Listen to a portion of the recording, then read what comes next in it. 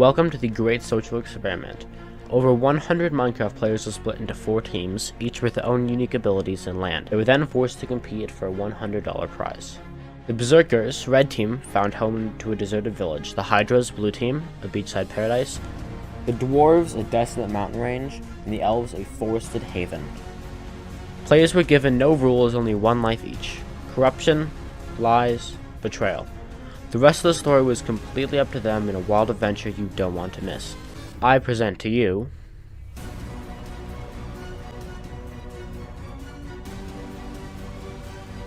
Before we start this journey, one thing I want to mention is that this video is greatly inspired by Ish13C, Magic Gum, and Aya's name. Like and subscribe if you want to participate in these future events, it would truly mean the world to me. And without further ado, let's get into it.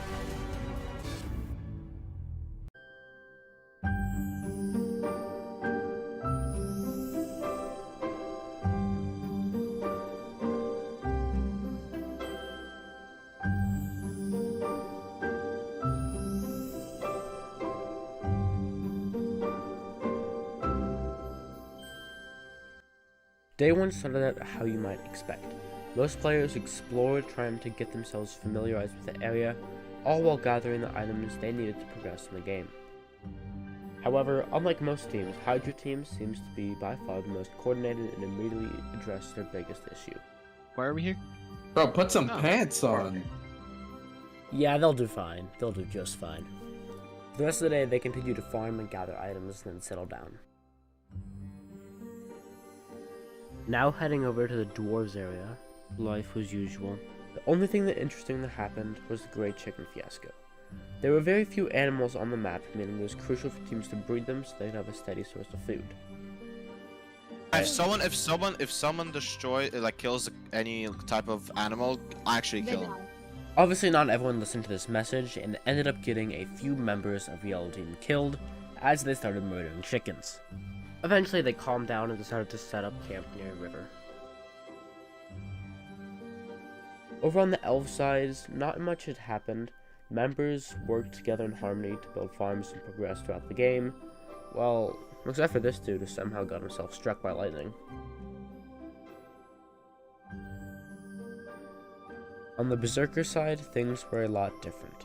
Within the first 20 minutes of the server being up, like 3 members had died. People decided to go and rebel against the others and just kind of murder everyone until they decided there was only going to be one ruler. Pretty sure red team might be screwed if we keep on following the orders. Yeah, I know. We literally just lost 3 people. Well, are you sure they are orders or they're just like wanting stuff? Eventually, the Berserkers seemed to calm down and finally listen to reason. And with that, day 1 had officially ended. This was a very important day as many things were happening. First off, elections. By the end of day 2, each team would elect a ruler to lead them, and that ruler would receive a very powerful helmet that had 2 functions. It could be worn, and it gave you Prot 6 and 20 extra hearts. Or, at any time the king was still in possession with it, the king could decide to sacrifice the crown and revive 2 members of their choice from their team in that exact instant. There were no rules on how they had to choose a leader, but each team needed to have one by the end of the day, or risk losing out. Currently, there were borders surrounding each team that prevented them from leaving their designated area. However, at the beginning of day 3, they would drop. With this fact looming in the distance, tensions between teams continued to rise till they reached an all-time high. Due to blue having a player majority and them being well stocked, green and red decided that their biggest enemy was blue teams, so they decided to create an alliance. The alliance they created was called the Soviets. Along with that, yellow created an alliance with blue to help defeat red and green, as red and green had the best bonuses, with green having resistance and red having strength. Somehow, in there as well, yellow was also able to create an alliance with the red team, even though they had already teamed up with blue to kill red. So I'm as lost as you are as why they did that, but yellow team is now teamed with both red and blue, so that's a thing. There's also a supply drop happening in each of the team's areas. The supply drop contained Sharp 4 books, Prot 4 books, and other goodies such as diamonds and iron. However, it was heavily guarded by mobs such as Ravengers and 8+ Pillagers. This was a very important drop and each team needed to go out and get it. Over by the Elves area, they began a construction project. They built themselves a sky base just to prove they were taller than everyone else and potentially outlive them if it came to it. However, this did not have the intended effect they wanted to because the Dwarves found this gesture extremely offensive, so they decided to build a sky base. Only the Dwarves' sky base was just slightly taller, just to prove how they were better and definitely not self-conscious of their height. Over on the Berserker side, they finally stopped murdering each other and decided to do something productive for once. They built an election stadium for all future diplomatic purposes, all while progressing and becoming continuously more and more stacked, getting ready to go and murder the Hydras. Speaking of the Hydras, they were doing a lot of work on day 2. They was able to create their own form of government, which they called the UBSD, or the United Blue Socialist Republic. In this government form, they had groups of people doing each task needed. There's people for scouting parties to go loot supply drops, there's people for mining, there's people for organization, and there's people for fishing. Which it might not have worked out how they had planned, but it was better than any other system the teams had implemented before. By the end of day 2, it was time for each team to announce the leader they had chosen. Somehow, no one died in the conflict of choosing their leader, which honestly surprised me. Red team chose a user by the name of Sissard to receive the crown, Yellow team chose a leader by the name of Storm Katsu, Blue team chose a user by the name of Omulti, and Green team chose a leader of Pilot201_YouTube. Of the 4 teams to receive the crown, Red team and Yellow team decided to revive, while Green and Blue team decided to keep the crowns. Red team revived 2 members by the name of Mystic and Lask and Some Guys, while Yellow team revived Ducky Uwu and the Better Cat. And with that, day 2 had officially ended.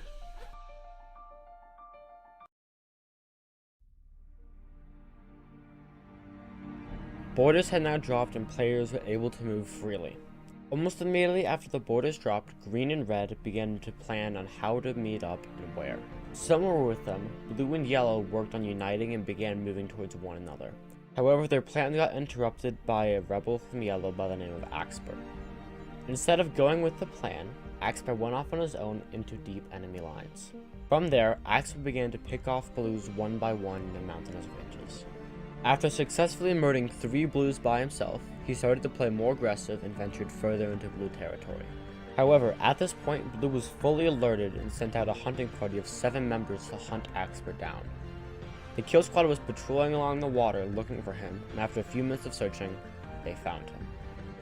Burnt ice today! Best him, oh, Axper is so dead. He's going to the water. Uh-oh. Uh-oh. That's the worst. That's the worst idea. Come on and slap him. Slap. Yeah. Let's go. While attempting to escape, Axper was killed in combat. Meanwhile, another member of Yellow, by the name of Atar, was working on meeting up with Axper. While good intentioned at most, Atar was unable to get to Axper in time and found himself in the same situation as Axper. You need to go left, you need to go right, you need to go right, you need to go right. You just a ward bar. GG. Oh my god, wait, you hold up. Hold up. This is not ideal. I mean, This is not ideal. they're not hitting you. They're just following you. Let him talk. They said let him. Okay. Go. Atar was able to convince Blue to let him talk and potentially save his life. So what's going on? Okay, but my offer is I really didn't want to like fight you guys. Axper was kind of like a rogue. I was trying to find him and hunt him down. I was trying to hunt him down, but I couldn't. Didn't want to go with our sky-based strategy. I couldn't find him though. So what's the idea here? So I was. We want to take down Red. Yeah, same because. Yeah, do you guys need food or blocks? We need food desperately. I'll take some blocks. I only have 10 goblins. Okay, here. I need a diamond sword. And just like that, Atar was able to save his life by bargaining with Blue to kill Red Team and join their alliance. Because of Axper's death and Atar switching side, Yellow Team was now very weak. They had 3 times less members than any other team alive at the time. So, they created the plan. Because of their unique ability, which was haste, they were able to win almost any underground situation and flee to the underground if needed. In preparation for all-out war, they began to build a bunker they could hide in while the storm passed. Due to the Yellow Rebel incident, Green and Red delayed when they'd meet up for fear of betrayal from one another. Red stayed at the village and continued to progress, while Green continued to farm and advance throughout the game. With that, Day 3 had ended and the server closed. Day 4. I was doing a unique event called The Hunt. Players would have to hunt me down, and if they killed me, they got a bunch of good items, including a brewing stand and potions. Currently, there was no other way to get potions inside the server because the Nether has been disabled. Now, obviously, I'd be hard to kill because I had Speed 3 and Dolphin's Grace. And every team saw value, so they met me at 0-0 to begin the hunt. Good with that. Pervert, let me kill you. I'm right here. Yes, let me kill you. Stop running. Stop. Oh, hi, It's a lot of green people. Oh, shh. And there's like 10 greens. Morphing, you're 10 low, greens. morphing, you're Multi, low. run. Multi, run. Run. Literally sprint. Holy Sprint shit. away. No, Multi, get out. You're gonna. Okay, Multi is basically screwed. Wait, I got him. Okay, I'm right behind him. He pearled. He's right behind. He's on him. We need help. I crit him twice. Oh, no, you They have killed Red. strength. Let's They have go. strength. I need help. Murder's always fun. I covered the hole. Yeah, we gotta kill. He's breaking another hole, bro. The better cat. We need help. Can you? Shardify just got killed. Shard's dead. Nice. Oh, you're fine. I get the crown and then I I become got king. his shield. What happened? No, Gapping? no! Ah, damn, I died. However, as my death, that was not the end. The teams continued to fight for the next 20 minutes, leading to a bloodbath and casualties from all sides. Immediately after, teams got split up and were forced to regroup while being hunted down. In this, Blue's King Old Multi got hunted down by 2 other green members and their king pilot.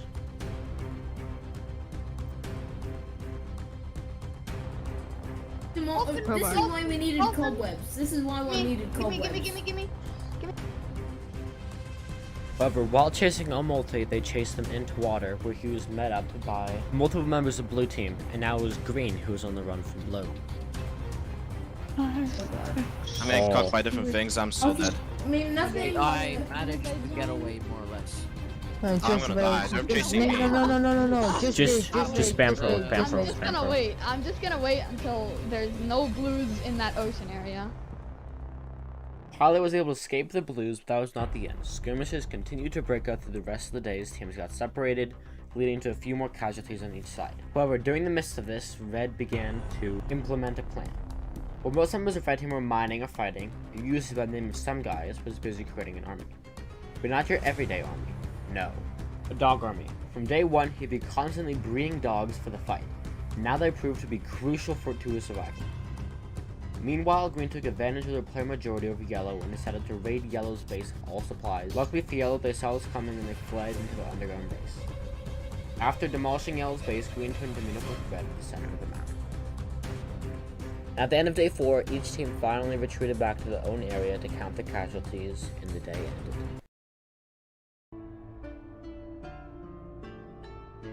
Teams were exhausted from fighting on the previous day, so they all went back to their base to prepare for the next encounter and restock. Currently, the Soviets had the player majority and the best combat buffs, making them enemy number 1.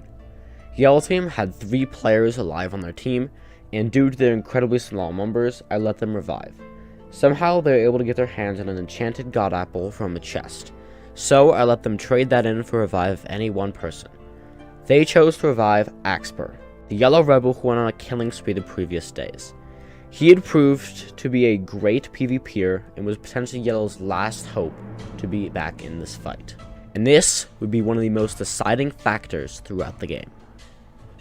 Skirmishes ensued throughout the day. Blue Team would come up and occasionally pick off a member or 2 just to run back into the water and be untouchable by the Green and Reds. This continued for a very long time until eventually Blue played too cocky and got stranded on land.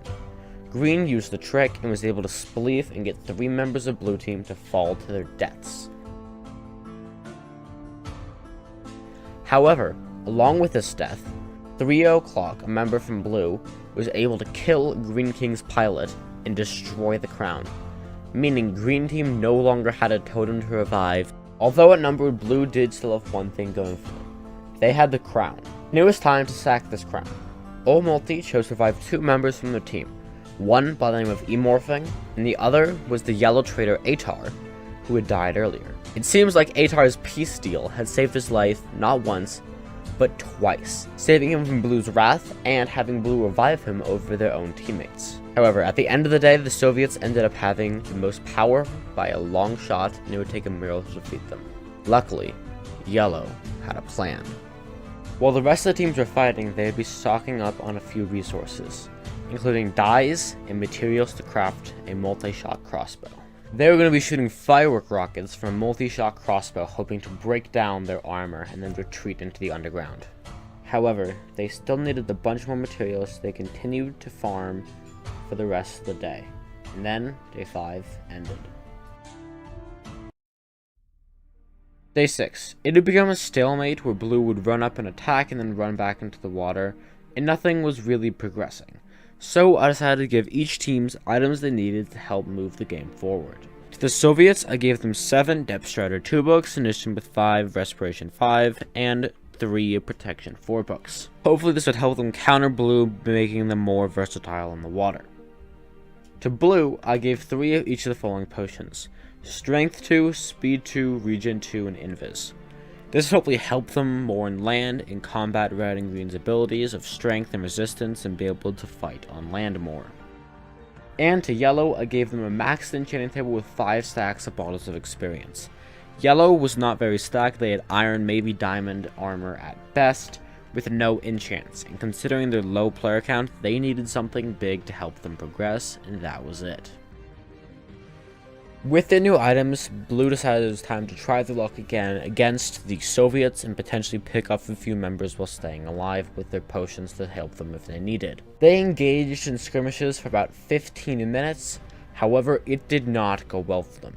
Each time one member of Blue got sold out and murdered. Crap. Okay. This guy's murdering me. Okay, I'm doomed. Let's go, I'm dead. Let's go, I'm They dead. do have Depth Strider, right? And I'm dead. Morphing. Don't die. Oh no. He's got speed though. Oh, it's over. He's good. The vein of Blue is ended. Oh, let's go. Oh, he's good. He's good. Wait, let me loot. And eventually, after 15 minutes of fighting, the only Blue to make it out alive was Old Multi. Stranded and alone, Blue's only hope was to ally with Yellow and somehow pull off a miracle. Meanwhile, Yellow was proceeding to become incredibly stacked. All the remaining Yellows had Prot 4 diamond armor with some other good items. Over on the Soviets, they were having a jolly old time. They had all but neutralized their enemy and it was now a 9v4, greatly in their advantage with the potion effects and everything. However, seeing the game draw near, tensions rose. Red and Green knew that eventually they'd have to fight each other and there could only be one winner. And currently, Green had a massive player advantage, occupying 6 of the 9 player slots in the Soviets, leading to increased tensions. The Allies, Blue and Yellow, tried with some success picking off stragglers within the Soviets and managed to kill 1 or 2 members, with the rest escaping unharmed. Each team prepared for the final battle they knew would be coming very shortly, and the border slowly began to shrink down to 0-0, which ended day 6. Day 7. The final day was approaching as the border shrunk and teams got closer and closer together. The Allies began to brew potions while consistently moving around trying to avoid the Soviets. During this, a member from the Soviets ran off too far and got cornered and killed by the Allies. Oh, okay, that's why. Because earlier when I died... Oh, but you have a horse, it doesn't matter. Oh, there was 2 green guys. Let's go. You're trash. However, this is part of the plan, as a member from Green by the name of General was able to steal the brewing stand in Netherward, evening it out so both teams had potions. Fights continued where many members of the Soviets would hunt down Axper, and Axper would have to find himself in 3v1s consistently. On me. Clear the weather, please, bro. No, wait, don't. They might have fire aspect on us. I have fire aspect. Oh, true. Somehow, through his skill and strong gear, he was able to survive every single 1v3 or 4v1 he faced. While Oxspur was being chased, the remainder of Yellow moved underneath 0-0 and set up a final base camp, while Olmulti, the leader of Blue and the last one alive, fled into the sky. However, there was a flaw with Olmulti's plan. He burned his trail that he built up so no one could find him. However, he also burnt the platform he was standing on, causing him to fall to his death. And with Olmulti's last breath, Blue Team was finally eliminated.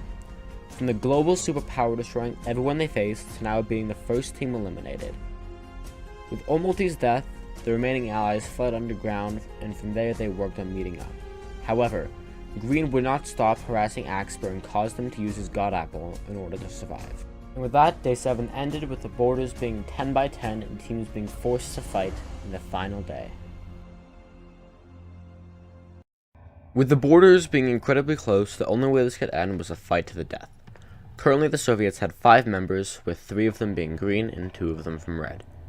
Yellow had an additional 3 members on their team, making it a 5v3. To start off, Yellow tunneled underground with the red and green skybasing in separate areas. And then, the first incident happened. The Red King Scissored fell from his skybase.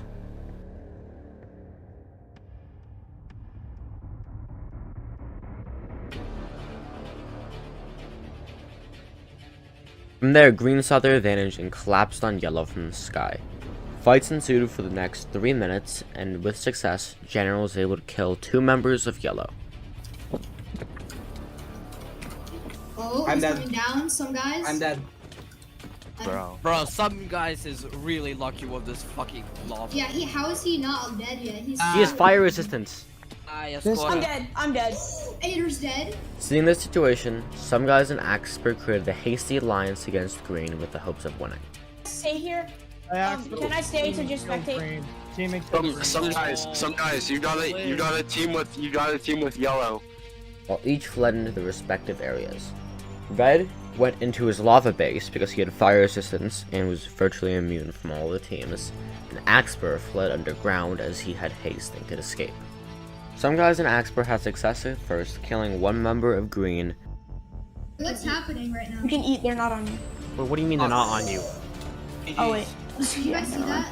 Oh, Den. Oh my god. Den Cheese Man is gone. However, this victory was very short-lived, as soon after some guys got cornered, and when his armor broke, General took advantage of the situation and slaughtered some guys. Help him. Goodbye. Oh. I tried. 1v2. Now it was only Axper versus 2 Greens. He fled underground, however Green was in hot pursuit. Axper could win. If he plays his card right. Robark, you should put more creepers down. Axper.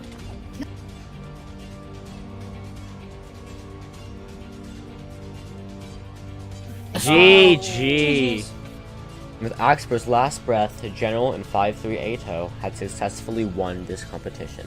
Both had been prominent members throughout the game, with General killing over 1/8 the lobby by himself. From start to finish, each team proved their worth, changing the course of the game in unexpected ways. However, in the end, Green was the only team to stand the test of time. Maybe next time you will get to make the difference.